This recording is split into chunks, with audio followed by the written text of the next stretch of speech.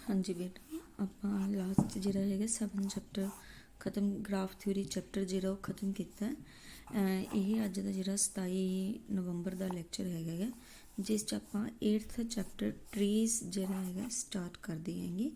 Trees ਕੀ ਹੁੰਦੀ ਹੈਗੀ? ਕਿਸੇ ਵੀ connected graph that contains no circuit. ਠੀਕ ਹੈ, ਹਰ ਇੱਕ ਕਨੈਕਟਡ ਗ੍ਰਾਫ ਜਿਹਦੇ ਵਿੱਚ ਕੋਈ ਸਰਕਿਟ ਨਾ ਹੋਵੇ, no circuit is called a tree. ਉਹਨੂੰ ਆਪਾਂ ਕੀ ਕਹਿ ਦਿੰਦੇ ਹਾਂ? ਟਰੀ ਕਹਿ ਦਿੰਦੇ ਹੈਗੇ। ਠੀਕ ਹੈ, ਇੰਗਲਿਸ਼ ਮੈਥਮੈਟੀਸ਼ੀਅਨ ਆਰਥਰ ਕੈਲੇ ਨੇ ਸਭ ਤੋਂ ਪਹਿਲਾਂ 1857 ਦੇ ਵਿੱਚ ਟਰੀਜ਼ ਦੇ ਬਾਰੇ ਗੱਲ ਕੀਤੀ ਸੀਗੀ ਕਿ ਟਰੀਜ਼ ਕਿਉਂ ਹੋਣੇ ਚਾਹੀਦੇ ਹੈਗੇ। ਠੀਕ ਹੈ, ਇਹਦੀਆਂ ਕੁਝ ਯੂਜ਼ਸ ਲਿਖੀਆਂ ਹੋਈਆਂ ਹੈਗੀਆਂ। ਯੂਜ਼ 'ਚ ਇਨ ਕੈਮੀਕਲ ਕੰਪਾਊਂਡਸ ਦੇ ਵਿੱਚ ਆਪਾਂ ਟਰੀਜ਼ ਜਿਹੜੇ ਹੈਗੇ ਆ ਇਹਨਾਂ ਨੂੰ ਯੂਜ਼ ਕਰਦੇ ਹੈਗੇ। ਹੋਰ ਕਿਸ ਤਰ੍ਹਾਂ ਦੀਆਂ ਪ੍ਰੋਬਲਮਸ, ਸਪੈਸ਼ਲੀ ਇਹ ਕੰਪਿਊਟਰ ਸਾਇੰਸ ਦੇ ਵਿੱਚ ਯੂਜ਼ ਹੁੰਦਾ ਹੈਗਾ। ਟਰੀਜ਼ ਪਰਟੀਕੂਲਰ ਕੰਪਿਊਟਰ ਸਾਇੰਸ ਵਾਸਤੇ ਹੀ ਬਣਾਏ ਗਏ ਸੀਗੇ, ਕੰਪਿਊਟਰ ਸਾਇੰਸ 'ਚ ਯੂਜ਼ ਹੁੰਦੇ ਹੈਗੇ। ਆਲਸੋ ਕੰਪਿਊਟਰ ਸਾਇੰਸ 'ਚ ਕਿਸ ਤਰ੍ਹਾਂ ਯੂਜ਼ ਹੁੰਦੇ ਹੈਗੇ, ਜਿਸ ਤਰ੍ਹਾਂ ਤੂੰ ਕੰਸਟਰਕਟ ਨੈਟਵਰਕਸ ਬਣਾਉਣ ਵਾਸਤੇ and least expensive set of telephone lines, link and distributed computers and construct efficient codes for strong and transmitting data, storing and transmitting data ਨੂੰ ਕਰਨ ਵਾਸਤੇ ਆਪਾਂ ਨੂੰ ਕੋਡਸ ਬਣਾਉਣੇ ਪੈਂਦੇ, ਟਰੀਜ਼ ਦੇ ਥਰੂ ਆਪਾਂ ਬਣਾਉਣੇ ਹੈਗੇ। ਅਤੇ ਮੀਨਸ ਇਸ ਤਰ੍ਹਾਂ ਜਿਹੜੀਆਂ ਕਾਫੀ ਕੰਪਿਊਟਰ ਸਾਇੰਸ ਦੀਆਂ ਐਪਲੀਕੇਸ਼ਨਸ ਦੇ ਵਿੱਚ ਆਪਾਂ ਇਹਨੂੰ ਟਰੀਜ਼ ਨੂੰ ਯੂਜ਼ ਕਰਦੇ ਹੈਗੇ। ਨੈਕਸਟ ਆਪਣੀ ਜਿਹੜੀ ਮੇਨ ਡੈਫੀਨੇਸ਼ਨ ਆ ਜਾਂਦੀ ਹੈ ਟਰੀ ਦੀ ਡੈਫੀਨੇਸ਼ਨ। ਕਾਫੀ ਇੰਪੋਰਟੈਂਟ ਟੋਪਿਕ ਹੈ ਪੇਪਰ ਦੇ ਵਿੱਚ, ਇਹਦੇ ਵਿੱਚੋਂ ਇਸ ਚੈਪਟਰ 'ਚ ਤੁਹਾਨੂੰ ਕਾਫੀ ਆ ਜਾਂਦਾ ਹੈਗਾ। ਟਰੀ ਕੀ ਹੁੰਦਾ ਹੈ? ਇਹ ਗ੍ਰਾਫ ਜੀ ਇਜ਼ ਕਾਲਡ ਟਰੀ। ਕਿਸੇ ਵੀ ਗ੍ਰਾਫ ਜੀ ਨੂੰ ਆਪਾਂ ਟਰੀ ਕਹਿੰਦੇ ਹਾਂ ਇਫ ਜੀ ਇਜ਼ ਕਨੈਕਟਡ, ਪਹਿਲਾਂ ਤਾਂ ਕਨੈਕਟਡ ਹੋਣਾ ਚਾਹੀਦਾ and it has no cycles, ਇਹ 'ਚ ਕੋਈ ਸਾਈਕਲ ਨਹੀਂ ਹੋਣਾ ਚਾਹੀਦਾ ਗਾ। ਕਲੀਅਰ? ਕਿਸੇ ਵੀ ਤਰ੍ਹਾਂ ਦਾ ਸਾਈਕਲ ਹੈ ਜਿਹੜਾ ਗ੍ਰਾਫ ਦੇ ਵਿੱਚ, ਦੇਖੋ ਆ ਧਿਆਨ ਨਾਲ, ਇਹ ਕੀ ਆਪਣੇ ਕੋਲੇ ਟਰੀ ਬਣ ਰਹੀ ਹੈਗੀ। Clear?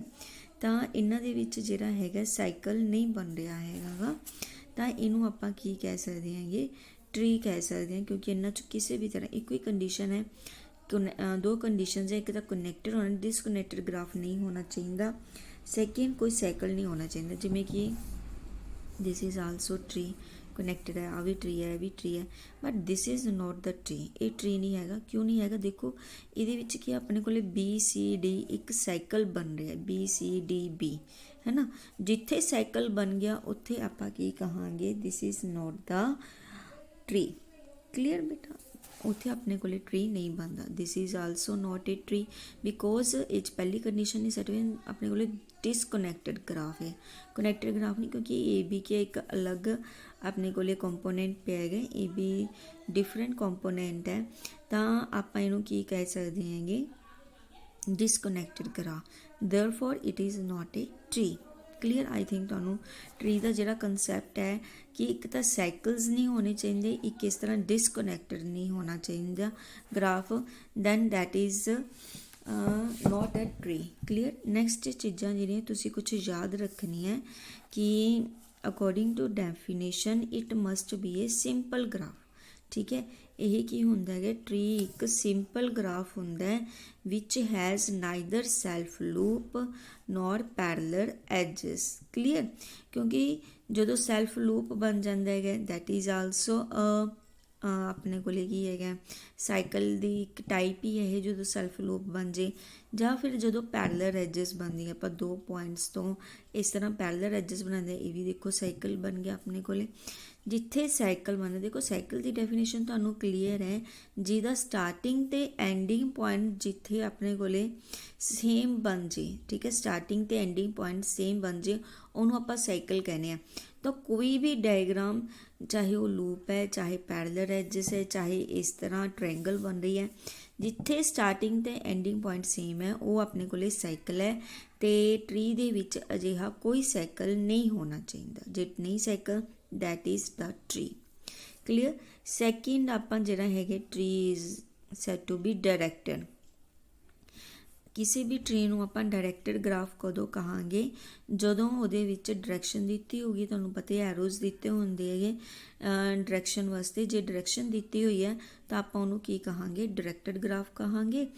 Otherwise that is the undirected graph. Simple ਆਪਣੇ ਕੋਲ ਅਨਡਾਇਰੈਕਟਡ ਗ੍ਰਾਫ। ਨੈਕਸਟ ਆਪਣੇ ਕੋਲੇ ਜਿਹੜਾ ਹੈਗਾ ਟਰੀ ਦੀ ਡੈਫੀਨੇਸ਼ਨ ਤੁਹਾਨੂੰ ਸਮਝਾ ਦਿੱਤੀ ਚੰਗੀ ਤਰ੍ਹਾਂ।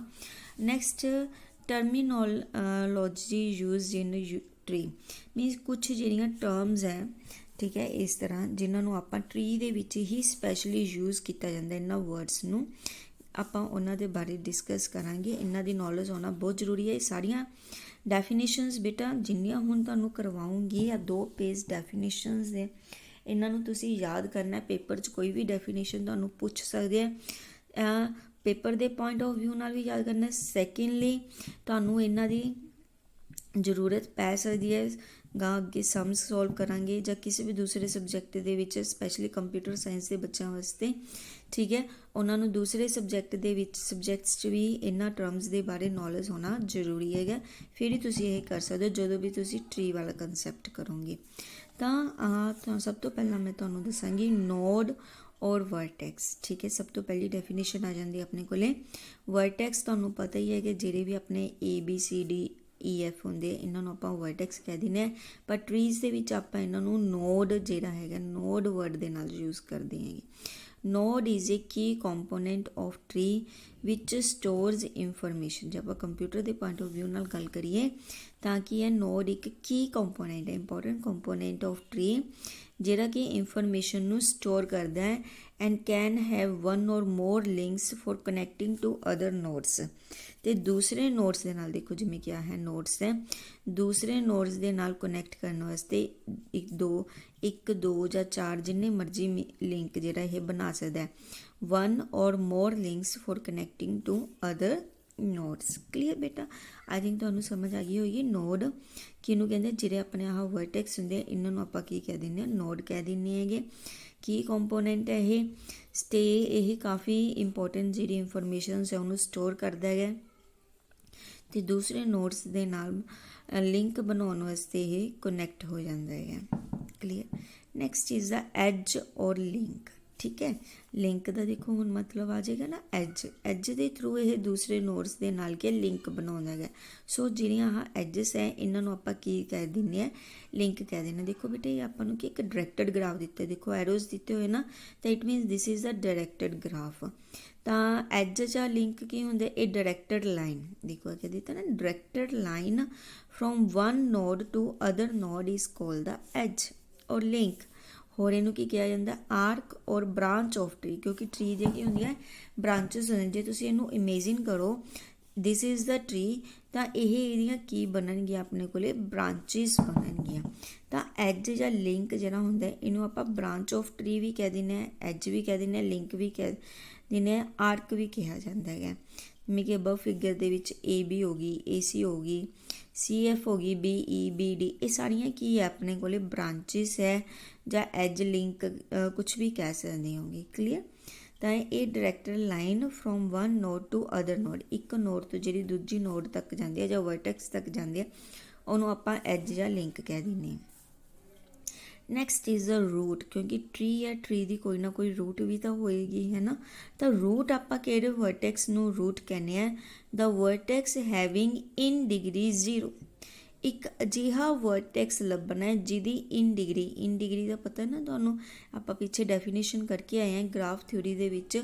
ਇਨ ਡਿਗਰੀ ਕੀ ਹੁੰਦੀ ਹੈਗੀ, ਜਿਹਦੀ ਤੇ ਆ ਕੇ ਕੋਈ ਐਜ ਨਹੀਂ ਮਿਲਦੀ। ਉਹਦੇ ਵਿੱਚ ਡਾਇਰੈਕਟਡ ਗ੍ਰਾਫ ਦੇ ਵਿੱਚ ਹੁੰਦੀ ਹੈ ਕਿ ਇਸ ਤੋਂ ਬਾਹਰ ਤਾਂ ਜਾ ਰਹੀਆਂ ਐਜਸ, ਪਰ ਕੋਈ ਵੀ ਐਜ ਇਹਦੇ ਵਿੱਚ ਨਹੀਂ ਆ ਰਹੀ ਹੈਗੀ।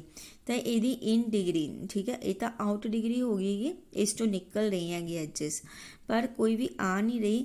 ਤਾਂ ਇਨ ਡਿਗਰੀ ਕੀ ਹੋਵੇ, ਇੱਕ ਅਜਿਹਾ ਵਰਟੈਕਸ ਜਿਹਦੀ ਇਨ ਡਿਗਰੀ 0 ਹੈ, is called the root of the tree. ਉਹਨੂੰ ਆਪਾਂ ਕੀ ਕਹਿੰਦੇ ਹਾਂ, root of the tree.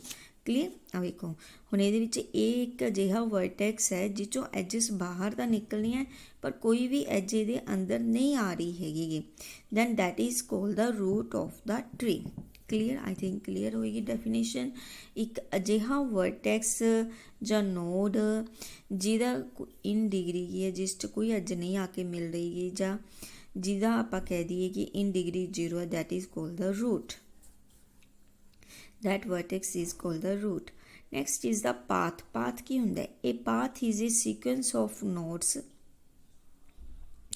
Path ਜਿਹੜਾ ਹੁੰਦਾ ਹੈਗਾ ਨੋਡਸ ਦੀ ਸੀਕੁਐਂਸ ਹੁੰਦੀ ਹੈ when we traverse from one node to other along the edges which connect them. ਠੀਕ ਹੈ, ਪਾਥ ਉਹ ਹੁੰਦਾ ਜਦੋਂ ਆਪਾਂ ਕਿਸੇ ਇੱਕ ਨੋਡ ਤੋਂ ਦੂਜੀ ਨੋਡ, ਠੀਕ ਹੈ, ਦੂਜੀ ਨੋਡ ਤੱਕ ਜਾਂਦੇ ਹੈਗੇ ਤੇ ਆਪਾਂ ਨੂੰ ਰਸਤੇ 'ਚ ਜਿਹੜਾ ਵੀ ਪਾਥ ਆਪਾਂ ਨੂੰ ਕਵਰ ਕਰਨਾ ਪੈਂਦਾ when we transfers from one node to other node along the edges. ਠੀਕ ਹੈ, ਜਿਹੜੀਆਂ ਐਜਿਸ ਉਹਨੂੰ ਕਨੈਕਟ ਕਰ ਰਹੀਆਂ, ਜਿਵੇਂ ਆਪਾਂ A ਤੋਂ ਸਪੋਜ਼ F ਤੱਕ ਜਾਣਾ ਹੈਗਾ ਤਾਂ ਆਪਾਂ ਕਈ ਪਾਥ ਬਣਾਵਾਂਗੇ A to C, C to F। Clear, this is the path from A to F ਕੀ ਹੈ ACF।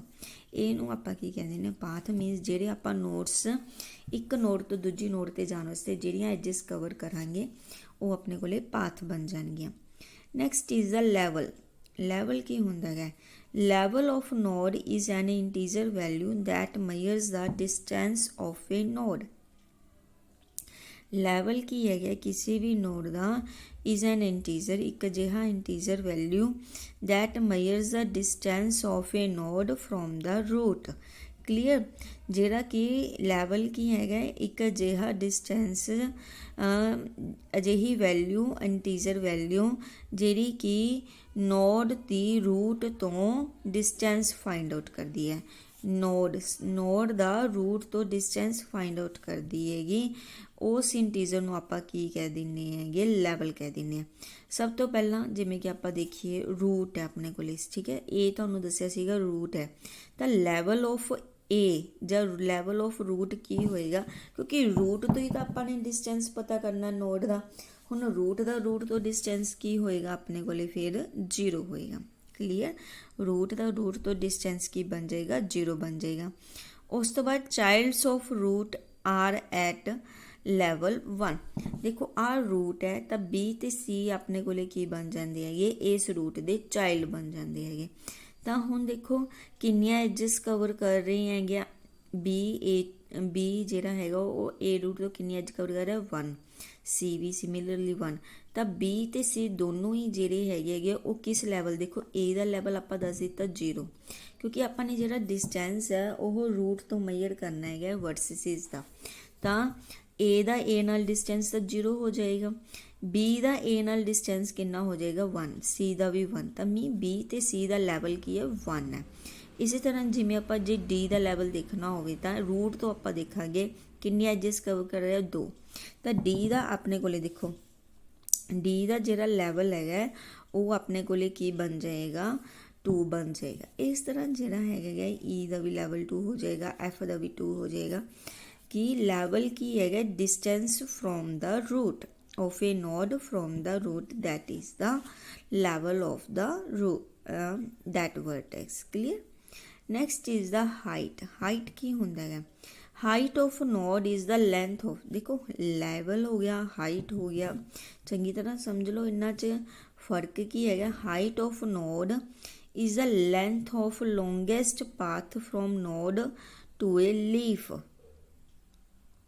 ਕਲੀਅਰ, ਜਿਹੜੀ ਹਾਈਟ ਹੋਏਗੀ ਕਿਸੇ ਵੀ ਨੋਡ ਦੀ ਜਾਂ ਵਰਟੈਕਸ ਦੀ ਉਹ ਕੀ ਹੋਏਗੀ? Length of the longest path, ਸਭ ਤੋਂ ਲੰਬਾ path from node to leaf. ਹੁਣ ਦੇਖੋ ਬੇਟਾ ਇੱਥੇ ਕਲੀਅਰ ਹੋਣਾ ਚਾਹੀਦਾ, ਲੀਫ ਦੀ ਡੈਫੀਨੇਸ਼ਨ ਨੀਚੇ ਹੈਗੀ, ਤੁਹਾਨੂੰ ਦੁਬਾਰਾ ਫਿਰ ਦੱਸ ਦੇਵਾਂਗੀ, ਪਰ ਇੱਕ ਵਾਰੀ ਮੈਂ ਤੁਹਾਨੂੰ ਇੱਥੇ ਕਲੀਅਰ ਕਰ ਦੇਵਾਂ ਕਿ ਲੀਫ ਕੀ ਹੁੰਦਾ ਹੈ।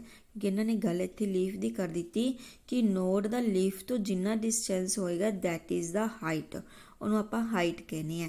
ਦੇਖੋ ਹਾਈਟ ਹੈ, ਜਦੋਂ ਆਪਾਂ ਹਾਈਟ ਮੈਜ਼ਰ ਕਰਨ ਲੱਗੇ ਕਿਸੇ ਵੀ ਚੀਜ਼ ਦੀ ਤਾਂ ਓਬਵੀਅਸਲੀ ਆਪਾਂ ਨੀਚੇ ਤੋਂ ਮੈਜ਼ਰ ਕਰਨਾ ਸ਼ੁਰੂ ਕਰਾਂਗੇ ਅਤੇ ਉੱਪਰ ਤੱਕ ਜਾਵਾਂਗੇ ਤਾਂ ਆਪਾਂ ਨੂੰ ਹਾਈਟ ਪਤਾ ਲੱਗੇਗੀ। ਤਾਂ ਸਾਨੂੰ ਉਸ ਪਤਾ ਹੋਣਾ ਚਾਹੀਦਾ ਫਿਰ ਆਪਾਂ, ਕਿਉਂਕਿ ਲੀਫ ਤੋਂ ਜਿਹੜਾ ਹੈਗਾ ਡਿਸਟੈਂਸ ਫਾਈਂਡ ਆਊਟ ਕਰ ਰਹੇ ਤਾਂ ਲੀਵਸ ਕੀ ਹੁੰਦੀਆਂ? ਲੀਵਸ ਆਪਣੇ ਕੋਲੇ ਹੁੰਦੀਆਂ ਹੈਗੀਆਂ ਜਿਹੜੇ ਆਪਣੇ ਕੋਲੇ ਇੱਕ ਅਜਿਹਾ ਨੋਡ ਜਾਂ ਵਰਟੈਕਸ ਜਿਹਦੀ ਕੋਈ ਅੱਗੇ ਕੀ ਹੈਗੇ ਅੱਗੇ ਜਿਹੜੀਆਂ ਐਜਿਸ ਨਹੀਂ ਨਿਕਲ ਰਹੀਆਂ ਹੈਗੀਆਂ, ਠੀਕ ਹੈ, ਉਹਨਾਂ ਨੂੰ ਆਪਾਂ ਕੀ ਕਹਿ ਦਿੰਦੇ ਹੈਗੇ?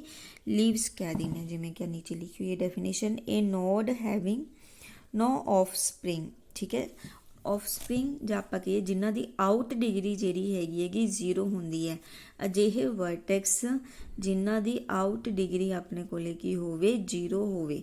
ਦੇਖੋ ਆ ਤਾਂ ਇਨ ਡਿਗਰੀ ਆ ਰਹੀ ਹੈ, ਜਿਨ੍ਹਾਂ ਦੀ ਆਊਟ ਡਿਗਰੀ 0 ਹੋਵੇ ਉਹਨਾਂ ਵਰਸਿਸ ਨੂੰ ਆਪਾਂ ਕੀ ਕਹਿ ਦਿੰਦੇ ਹੈਗੇ, ਲੀਵਸ ਕਹਿ ਦਿੰਦੇ। ਦੇਖੋ ਲੀਵਸ ਜੇ ਇਮੈਜਿਨ ਕਰੋ, ਸਮਝਣ ਦੀ ਕੋਸ਼ਿਸ਼ ਕਰੋ, ਜਿਵੇਂ ਇੱਕ ਟਰੀ ਦੇ ਉੱਤੇ ਲੀਵਸ ਹੁੰਦੇ ਹੈਗੇ, ਤਾਂ ਲੀਵਸ ਕੀ ਹੁੰਦੇ ਹੈਗੇ, ਹਮੇਸ਼ਾ ਦਰਖਤ ਦਾ ਐਂਡ ਪੁਆਇੰਟ ਹੁੰਦੇ ਆ, ਕਿਉਂਕਿ ਲੀਵਸ ਦੀ ਤਾਂ ਗਾਂਹ ਕੁਛ ਹੁੰਦੇ ਹੀ ਨਹੀਂ ਨਾ ਹੈਗੇ, ਲੀਵਸ 'ਤੇ ਆ ਕੇ ਤਾਂ ਦਰਖਤ ਖਤਮ ਹੋ ਜਾਂਦਾ ਹੈਗਾ। ਇਸੇ ਕਰਕੇ ਇਹਨਾਂ ਨੂੰ ਵੀ ਆਪਾਂ ਕੀ ਕਹਿ ਦਿੰਦੇ ਹੈਗੇ, ਜਦੋਂ ਇਹਨਾਂ ਦਾ ਅੱਗੇ ਕੋਈ ਆਊਟ ਡਿਗਰੀ ਨਹੀਂ ਹੈਗੀ, ਅੱਗੇ ਕੋਈ ਐਜ ਨਹੀਂ ਬਣ ਰਹੀ ਗੀ, ਕਿਸੇ ਹੋਰ ਨੋਡ ਨਾਲ ਇਹ ਕੰਟੈਕਟ ਨਹੀਂ ਕਰ ਰਹੇ ਗੇ, ਤਾਂ ਉਹਨਾਂ ਨੂੰ ਆਪਾਂ ਕੀ ਕਹਿ ਦਿੰਦੇ ਹਾਂ, ਇਹ ਲੀਵਸ ਕਹਿ ਦਿੰਦੇ ਹੈ। ਕਲੀਅਰ ਬੇਟਾ, ਸਮਝ ਆ ਗਿਆ। ਤਾਂ ਆਪਾਂ ਹਾਈਟ ਦੀ ਗੱਲ ਕਰ ਰਹੇ ਸੀਗੇ ਕਿ height of a node is the length of longest path from node to a leaf. ਠੀਕ ਹੈ, ਕਿਸੇ ਵੀ ਨੋਡ ਦਾ ਲੀਫ ਤੋਂ ਜੋ ਵੀ ਡਿਸਟੈਂਸ ਹੋਏਗਾ ਉੱਪਰ ਦੀ ਤਰਫ ਜਾਂਦੇ, ਕਿਉਂਕਿ ਨੋਡਸ ਦੇਖੋ ਸਾਰੀਆਂ ਉੱਪਰ ਹੀ ਪਈਆਂ ਗਈਆਂ, ਤਾਂ ਲੀਫ ਤੋਂ ਨੋਡ ਦਾ ਜਿੰਨਾ ਡਿਸਟੈਂਸ ਹੋਏਗਾ, ਜਿੰਨੀਆਂ ਐਜਸ ਆਪਾਂ ਨੂੰ ਕਵਰ ਕਰਨੀਆਂ ਪੈਣਗੀਆਂ, ਉਹ ਕੀ ਬਣ ਜਾਣਗੀਆਂ ਆਪਣੇ ਕੋਲੇ, ਹਾਈਟ ਆਫ ਦਾ ਟਰੀ। ਜਿਵੇਂ ਕਿ ਆਲ ਦਾ ਲੀਵਸ ਆਰ ਐਟ ਹਾਈਟ 0, ਜਿੰਨੀਆਂ ਵੀ ਲੀਵਸ ਹੈ, ਕਿਉਂਕਿ ਦੇਖੋ ਸਭ ਤੋਂ ਨੀਚੇ ਆਪਣੇ ਕੋਲੇ ਜਿੰਨੀਆਂ ਵੀ ਲੀਵਸ ਹੈ ਆਪਣੇ ਕੋਲੇ, ਉਹ ਸਾਰੀਆਂ ਕਿੰਨੀ ਹਾਈਟ 'ਤੇ ਹੁੰਦੀਆਂ, 0। ਦੇਖੋ ਜੇ ਆਪਾਂ ਗਰਾਊਂਡ ਤੋਂ ਸ਼ੁਰੂ ਕਰਾਂਗੇ ਤਾਂ ਆਪਣੇ ਕੋਲੇ ਹਾਈਟ ਗਰਾਊਂਡ ਤੋਂ ਕਿੰਨੀ ਹੋਏਗੀ, 0 ਹੀ ਹੋਏਗੀ ਨਾ। ਕਲੀਅਰ। ਉਸੇ ਤਰ੍ਹਾਂ ਫਿਰ ਆਪਣੇ ਕੋਲੇ ਕੀ ਆ, height of the leaf is at 0, height of the root is height of tree. ਤੇ ਰੂਟ ਦੀ ਜਿਹੜੀ ਹਾਈਟ ਹੋਏਗੀ, ਦੇਖੋ ਆਹ ਰੂਟ ਪਿਆ ਹੈਗਾ, ਰੂਟ ਦੀ ਜਿਹੜੀ ਹਾਈਟ ਹੋਏਗੀ, ਕਿਉਂਕਿ ਆਹ ਪੂਰਾ ਦਾ ਪੂਰਾ ਦਰਖਤ ਹੈ, that is the height of the tree. Clear. ਤੇ in above figure height of DEF ਜਿਹੜੀ ਹੈਗੀ ਹੈ 0 ਹੈ, ਹਾਈਟ ਆਫ BC, B ਤੇ C ਆ ਦੇਖੋ ਇੱਕ ਐਜ ਕਵਰ ਕਰ ਰਹੇ ਆਪਾਂ D ਤੋਂ ਜਾਂ E ਤੋਂ, ਤਾਂ ਇਹਨਾਂ ਦੀ ਹਾਈਟ ਕੀ ਹੋ ਜਾਏਗੀ, 1 ਹੋ ਜਾਏਗੀ। And the height of A is, ਜੇ A ਦੀ ਹਾਈਟ ਪਤਾ ਕਰੇ, 2 ਐਜਸ ਕਵਰ ਕਰਿਆ ਤੇ ਇਹ 2 ਆ ਜਾਏਗਾ। ਕਲੀਅਰ ਬੇਟਾ। ਇਸ ਤਰ੍ਹਾਂ ਕੀ ਹੈ, ਲੈਵਲ ਤੇ ਜਿਹੜੀ ਹਾਈਟ ਹੈ ਉਹ ਆਪਣੇ ਕੋਲੇ ਜਿਹੜੀ ਹੈਗੀ ਹੈ ਸੇਮ ਹੁੰਦੀ ਹੈ। ਉਸ ਤੋਂ ਬਾਅਦ ਆ ਜਾਂਦੀ ਹੈ ਡੈਫੀਨੇਸ਼ਨ ਡੈਪਥ ਦੀ। ਲੈਵਲ, ਹਾਈਟ ਤੇ ਡੈਪਥ। ਲੈਵਲ ਹੁੰਦਾ ਆਪਾਂ ਉੱਪਰ ਤੋਂ ਨੀਚੇ ਤਰਫ ਦੇਖਦੇ ਹਾਂ, ਰੂਟ ਤੋਂ ਡਿਸਟੈਂਸ ਦੇਖਦੇ ਹਾਂ। ਹਾਈਟ ਜਿਹੜੀ ਹੁੰਦੀ ਆਪਾਂ ਲੀਫ ਨੀਚੇ ਤੋਂ ਉੱਪਰ ਦੀ ਤਰਫ ਦੇਖਦੇ ਹਾਂ। ਤਾਂ ਡੈਪਥ ਜਿਹੜੀ ਹੈਗੀ ਆ ਉਹ ਕੀ ਚੀਜ਼ ਹੈਗੀ, ਕਿਸੇ ਵੀ ਨੋਡ ਦੀ ਜਿਹੜੀ ਡੈਪਥ ਹੈ is a length of path from node to root of tree. Root has depth 0, root has a depth 0। ਠੀਕ ਹੈ, ਇੱਥੇ ਡੋਟ ਹੋਣਾ ਸੀ। ਕਲੀਅਰ। ਤਾਂ ਮੀਨਸ ਜਿਹੜਾ ਹੈਗਾ ਆਪਣੇ ਕੋਲੇ ਡੈਪਥ ਕੀ ਹੁੰਦੀ ਹੈਗੀ, ਕਿ ਡੈਪਥ ਆਫ ਨੋਡ, ਕਿਸੇ ਨੋਡ ਦੀ ਆਪਾਂ ਡੈਪਥ ਕਰਨੀ ਹੈ, ਇਹ ਕੀ ਹੁੰਦੀ ਹੈ, length of the path. Same level ਤੇ ਡੈਪਥ ਜਿਹੜੇ ਉਹ ਆਲਮੋਸਟ ਆਪਣੇ ਸੇਮ ਜਾਣਗੇ। Length of the path from node to root, root ਤੋਂ ਆਪਾਂ ਜਿਹੜਾ ਡਿਸਟੈਂਸ ਨੋਡ ਦਾ ਫਾਈਂਡ ਆਊਟ ਕਰਦੇ ਹੈਗੇ, that is the depth of that node. Clear. ਤਾਂ ਜਿਵੇਂ ਕਿ ਆਹ ਰੂਟ ਹੈ, ਰੂਟ ਦੀ ਰੂਟ ਤੋਂ ਡੈਪਥ ਕਿੰਨੀ ਹੋਏਗੀ, 0 ਹੋਏਗੀ। ਜਿਵੇਂ B ਦੀ A ਤੋਂ ਡੈਪਥ ਆਪਾਂ ਨੇ ਫਾਈਂਡ ਆਊਟ ਕਰਨੀ ਹੈ 1, C ਦੀ A ਤੋਂ 1, D ਦੀ A ਤੋਂ ਡੈਪਥ ਪਤਾ ਕਰਨੀ ਹੈ ਤਾਂ 2 ਆ ਜਾਏਗੀ। ਇਸ ਤਰ੍ਹਾਂ ਜਿਹੜੀ ਹੈਗੀ DEF R at depth 2। Clear.